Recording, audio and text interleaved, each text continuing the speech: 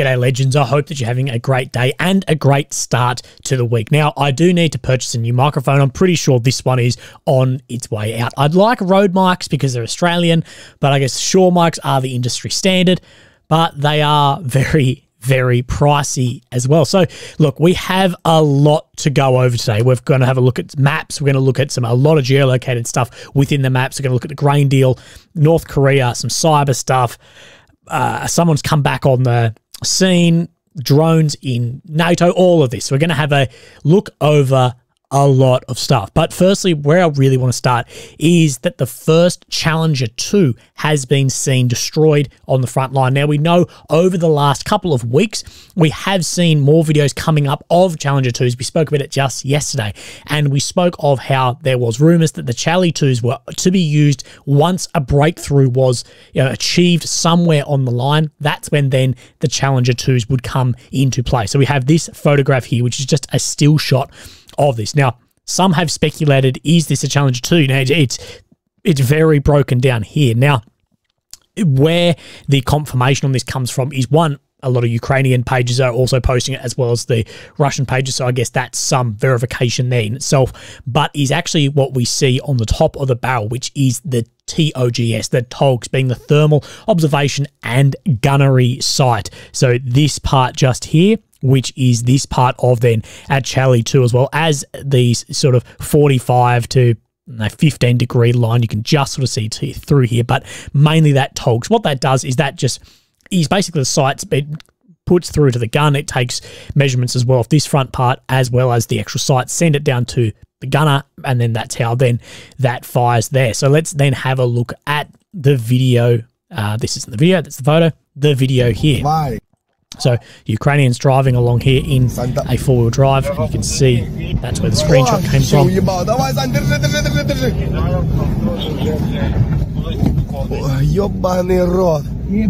you can hear just the amount of other shelling going on as they move up then past another tank here with then the explosive reactive armor bricks on it there, driving through a lot of heavy shelling too. Now, all of this, a lot of this footage I won't be able to show on here, but I will 100% put it on my Telegram, so a quick plug there. Now, who does this tank belong to? So, most likely, this is actually going to be outside of Robertini and belong to the 82nd Air Assault Brigade, made famous by Biden, but is one of Ukraine's most trained and most equipped forces on then the front lines there. So that's where we've seen that tank. But at the end of the day, is anything indestructible? Absolutely not. We've said this again and again. It doesn't matter what tank it is, whether it's a T-55, a T-14 Armada, a Challenger 2, a Leopard, a Abrams, whatever the fuck else is going on there. You get hit by artillery, you get hit by another 120 mil round, you're toast. It doesn't matter on it. There are better tanks than other tanks, but artillery and tank mines will have very similar effect on these sort of vehicles. And the whole myth of something being indestructible comes from the people spewing nonsense online that the T-14 is not indestructible, will not be a game changer, like these won't be solely either. So it's just people that haven't actually donned a uniform, don't actually know the limitations of weapon systems. These are probably the same people that think military grade means good, when everyone who's served knows military grade means keep the fuck away from that. That shit fucking sucks. Anyway, Ukraine has come out saying that it has photographic evidence that a Russian Shahed drone has hit a NATO member, being Romania, although Bucharest categorically denies this and has released the Ministry of National Defence categorically denies information from the public space regarding a so-called situation that occurred during the night of September 3rd and 4th, in which Russian drones allegedly fell on the national territory of Romania. So let's see what has actually come out from Ukraine about this. What have they said? So Dmytro Kuleba, Ukraine's foreign minister, has said Ukraine has had photographic evidence of the crash of a Shahed UAV in Romania on these dates. Now, he said, I believe that in this particular case, they, being the Romanian authorities, are now studying all aspects of what happened. It's pointless to deny that something fell there, and we're confidently saying, based on evidence, that these were Shahed drones. We have photographic evidence that something fell there. Continuing further, we have photographic evidence. We are ready to share it, but the final conclusions will be drawn by the Romanian authorities, who will then not only draw conclusions, but also decide what they will do with them. It is easier to draw conclusions than to do something about them. That's why there is such cautious reaction. Now, am I going to say if this was or wasn't? I believe it's going to have the same effect. If a drone goes into NATO and comes down, yeah, will that trigger Article 5? No, not over. I don't believe not over one drone. Same as Belarusian helicopters crossing into NATO airspace. Is it going to do it for that? Could it? Yes. Is it going to? No. It's like someone pushes you at the pub. Are you just going to swing back and knock them out?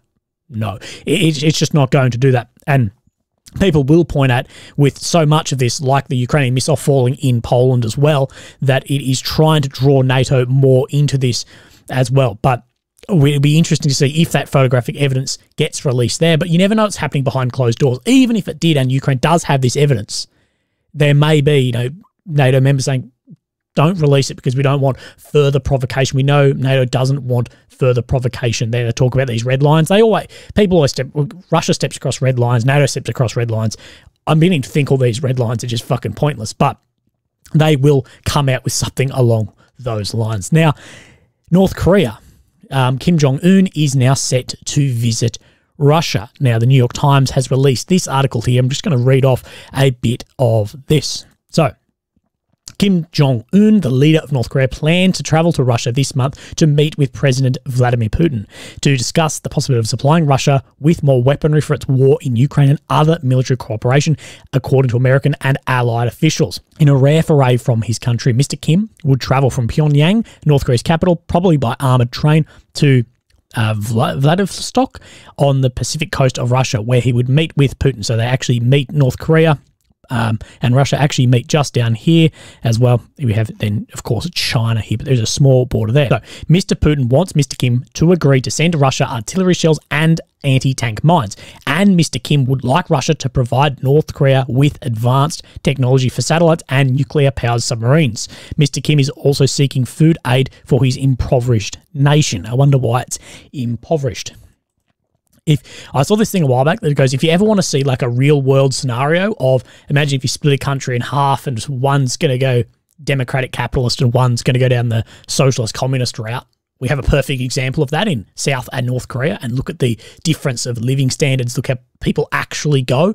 And South Korea is absolutely booming economy, one of the most strong in the world, although massive problems with replacement rate numbers, but none of those even close to the problems in North Korea for the average person. Anyway, on Wednesday, the White House warned that Mr. Putin and Mr. Kim had exchanged letters discussing a possible arms deal citing declassified intelligence. A White House spokesman, John F. Kirby, said high-level talks on military cooperation between the two nations were actively advancing.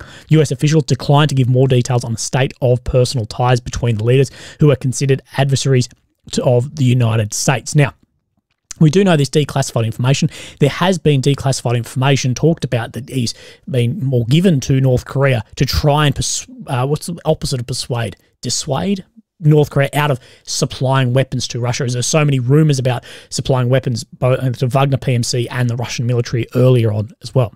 The new information about a planned meeting between them goes far beyond the previous warning. The intelligence relating to the plans has not been declassified or downgraded by the US, and the officials describing it were not authorized to discuss it.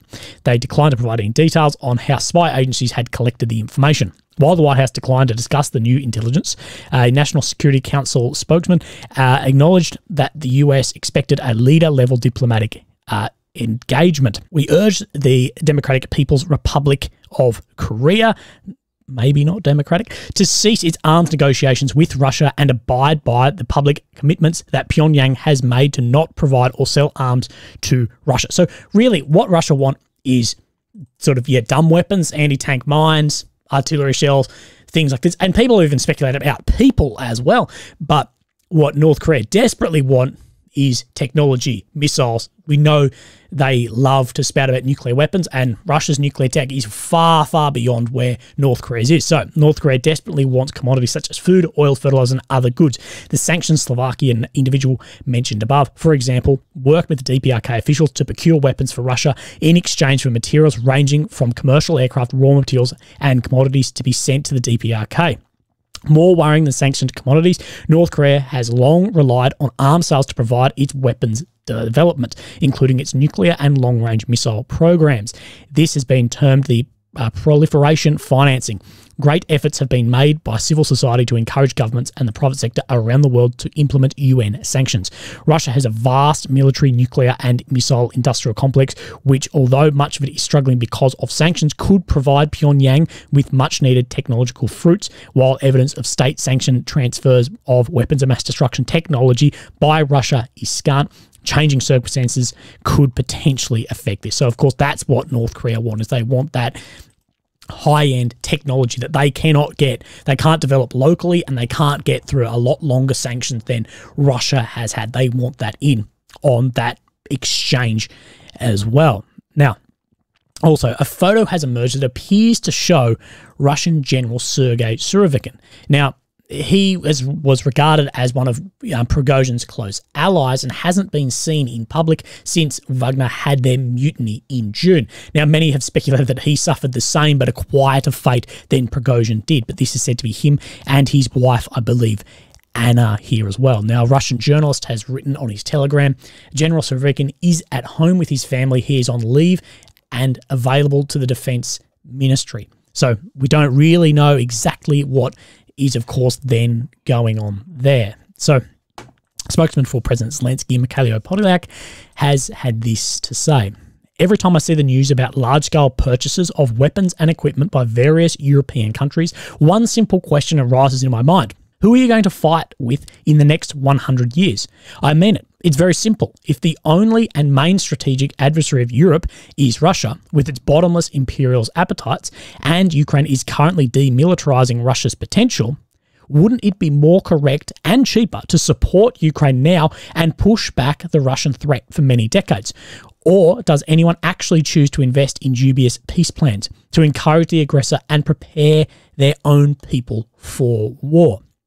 Now, there's a lot in this to then break down. Now, you could make an argument of why are so many countries tooling up? Is there actually going to be a further conflict? Like, why is Australia buying all of this stuff? But I think where he forgets here is a ground war in Europe of this scale is one thing, but we have got to the point of technology where this can go a lot bigger, a lot quickly. And I think he's forgotten about China. China is still a huge threat to the US, Australia, Europe. It is a huge threat to the West, and it is much more powerful in every sense than Russia is now. When people think about Russia, they think about the Soviet Union in the 70s and 80s, not now.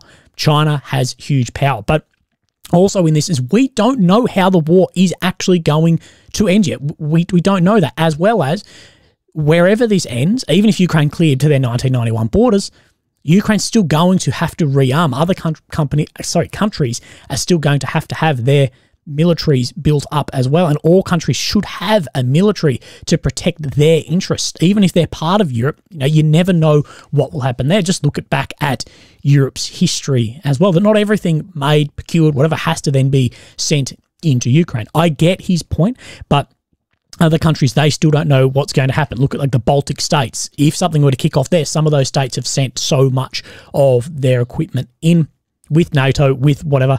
It will be interesting. And for the next 100 years, well, look back at 100 years in Europe, and we've had multiple 2 world wars in there against countries who are now putting forward 100 years. But I get what he's saying about, to wear down Russia now. But this goes into, and if you even suggest this, then you're a Kremlin propagandist, that there is a degree of using Ukraine to wear down Russia, that we're using it to get rid of our largest adversary in Europe at the expense of Ukrainian blood and just some money and weapons sent over from us, rather than us ever actually having to fight our own adversary there as well. But don't say that out loud like I just have. Now, as well, we're going to talk then about Russian cyber stuff from the MOD Intel update. On 31st of August 23, the National Cybersecurity Centre, the NCSC, alongside international partners, published a report on a malware campaign targeting Android mobile devices used by the Ukrainian military. The malware, referred to as infamous Chisel, has been used by the Russian cyber threat group known as Sandworm. NCSC has previously attributed Sandworm to the General Staff Main Intelligence Directorate's, the GRU, Main Centre for Special Technologies, the GTSST. Infamous Chisel enables persistent access to and the collation and exfiltration of data from compromised Android devices. This includes targeting applications used by the Ukrainian military. Things maybe like DJI drone apps. Infamous Chisel has highly likely been used with the aim of stealing sensitive military information. This activity demonstrates Russia's continued use of cyber capabilities to support the invasion of Ukraine. So, WhatsApp, Signal, Telegram, DJI app, photo apps, things like that. You can see the photo, geolocate from there. You know, you can see what's happening on Telegram chats. That's how people communicate. Signal, Telegram, WhatsApp.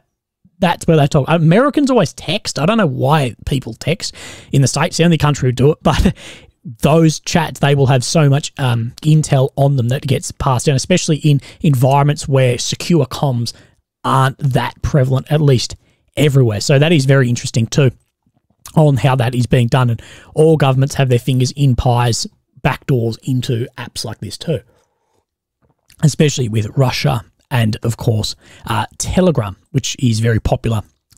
Probably on this, you'll know what it is. Now, Turkey's President Erdogan and Russia's President Putin have met in Sochi, which is in Russia, to discuss the cancelled grain deal. But they did not reach an agreement, as Putin says he will not reopen this corridor unless the West meets his demands. Now, Putin has added, though, that he will ship 1 million metric tons, which is 1.1 million normal tons, of cheap grain to Turkey for processing to then deliver to poor countries. And he did a long speech, and so did Erdogan, but here is just a part of this speech as well.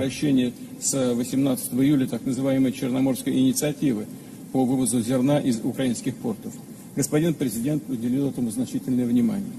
Как уже не раз говорил, нас просто вынудили принять это решение, я имею в виду Россию вынудили, так как западные страны блокировали и продолжают блокировать выполнение зерновой сделки в части обеспечения доступа российских сельхозпроизводителей на мировые рынки. I never know what to do while I'm just sitting here watching something with you guys, but enjoy it. We'll just go with it. Anyway, let's now have a look at the maps. Now we have Ukraine, the center, of course, the capital of Kyiv. The red areas occupied since 22.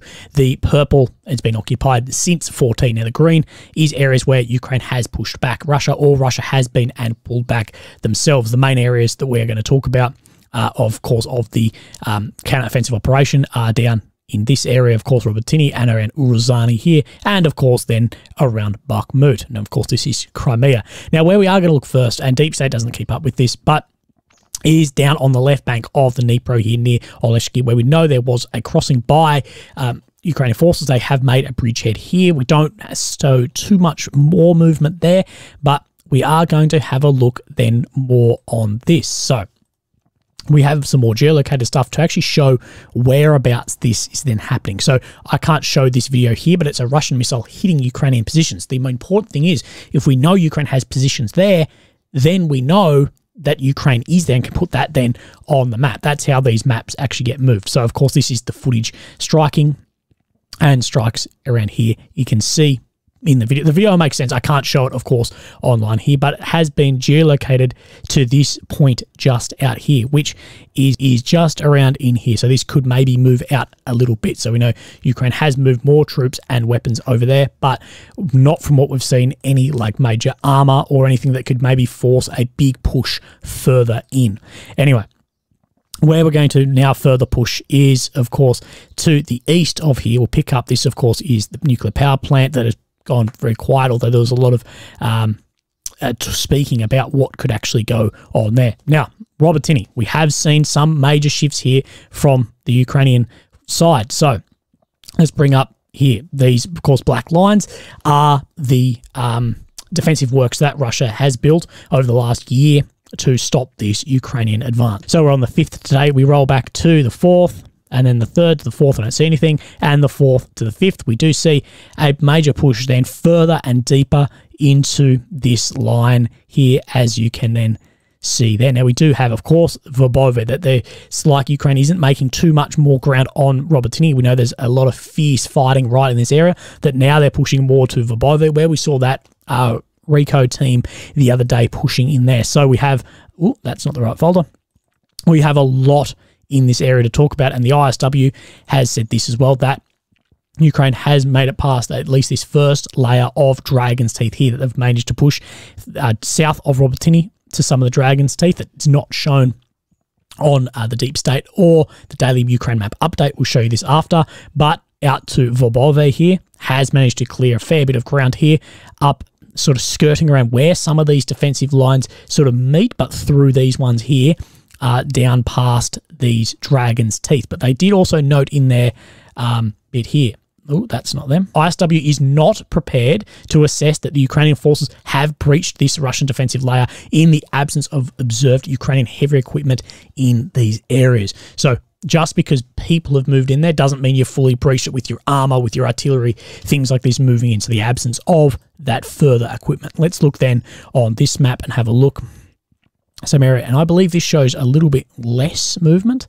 So we see Verbove here, Robotyne, and it is showing some movement in, but I don't believe as much. Now let's look over some other bits in this area too. So we have a video here that I can't show, Telegram again, of said to be Russian special forces operating around Verbove as well. Now, what we're going to do is line this up then on the map of where they are. Now, these can move very quickly, so the spot of where they are may be shifted before I can put this video out here, but it is, of course, geolocated off this from the video here getting struck. You can see this further geolocation. Now, on the map they are using, it is said that this location they were struck was just here. Now, where we're going to look then on the Deep State is right at the end of this paddock. So, right here.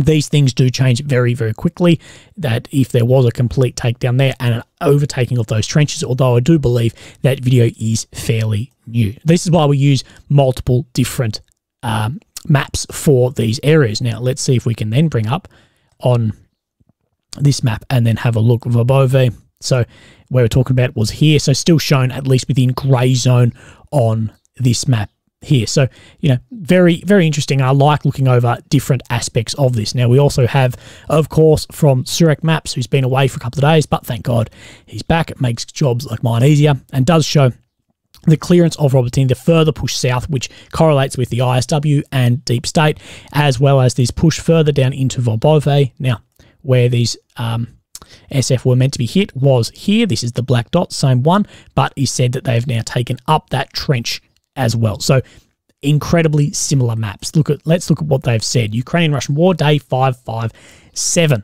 Now, you got to, with these, Surin did go over a couple of days catching up too. So some will be 556, 558. Situation on the ZAP front. During the last 5 days, Ukrainian army managed to recapture the southern part of Robotyne following the capture of an important hill adjacent to the town.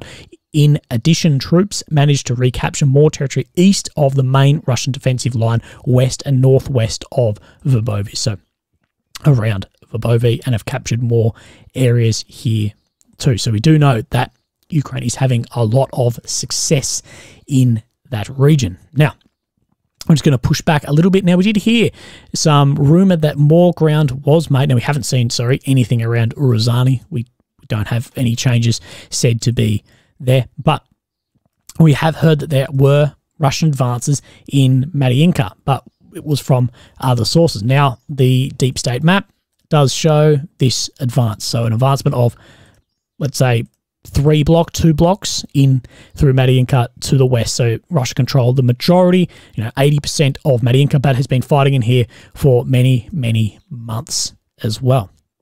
Now, where we are going to push up then further. Now, we're going to jump around the map a little bit with some stuff, but bear with me. It's going to make sense. So we're just going to push up into Bakhmut in here and into Klishkivka and, of course, Andrivka. Now, I don't believe that this map shows any changes between days? No, it does not. But what we have seen that's somewhat different in these areas between some of the maps is where Russia has made some gain, where Ukraine has made some gain, can be a little bit different. So we know some maps say Russia had some gain just north of Klishkivka, and the control was different here. So if we look on then, of course, this map being the deep state map, what doesn't show the Mariinka movement as well, I don't believe. Let's just have a quick look. No, it doesn't, but it shows grey zone has made further there. Let's move then up into Bakhmut. So this map a little bit slower. See, just to the north of Klishkivka shows this Russian advance around there. But this doesn't show any movement over the last day here either. But nor does this. Ukrainian army continue advancing within Klishkivka and control most of the town. Very fluid front line. On the other hand, Russian army managed to recover some positions north of it following our counter-attack. Now, this is what the Ukraine map update shows, but not the deep state in here, but showing that Ukraine hold more positions in Klishkivka following an amount of attacks there, like the footage we had just seen as well. So, very interesting, very fluid area. We have some more geolocated footage here of where Ukraine is fighting just in Klishkivka. So on the outskirts here, this video as well will be, of course, then put on my Telegram so you can watch it as well, of the Ukrainians fighting in and around this area. So it's geolocated right to this point, which is, just out of Klishkivka. But of course on this, saying the green area where this is definitely grey zone if they're actively fighting there. So, of course, Bakhmut, we've talked about this area. We know this area like the back of our hand, but we did see Ukraine make some gains up here about 2.5 weeks ago, although hasn't shown any change on the map. But today, ISW has released up near Orakovgo that there has been a Ukrainian gain there. So it's along then this road. So Orakovo, Vasilivka, we did see change there, but we haven't seen it in a while. It is just in this location here where we have seen that ISW say there is an advancement there. So it is, ooh, shit, fucking balls. So it is very interesting seeing those movements, those changes along there. Now, Deep State and Daily Ukraine Map Update, I don't believe show any other changes, but we are going to look at some that then Surin Maps talks about. So I'm going to look at this one. Day 556, situation on Belhorivka axis. During the last weeks, the Ukrainian army managed to enter the filtration plant, which is currently disputed by both sides. So a lot of fighting up in Belhorivka.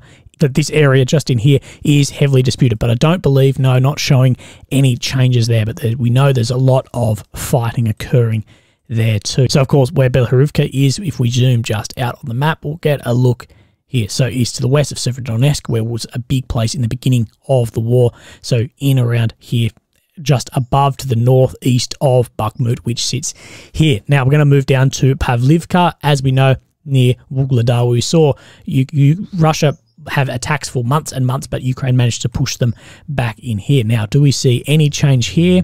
No, we do not. But then we have a look then on the Surin maps. It says, situation on Vuhledar front, recent video footage showing Russian attack to Ukrainian trenches affirms Ukrainian army has control over the industrial area north of Pavlivka to the northern shore of this river. So in this area here, which is this area just here. Now, we did look at the other day, more geolocated footage in this area. And just moving further north, we're going to talk about this area up near Kovalivka, where we have seen some Russian gains, some Ukrainian gains, sort of goes back and forward here. Just shows a little bit of gain there, but we talked about that then yesterday. So let's see what Surin map says here.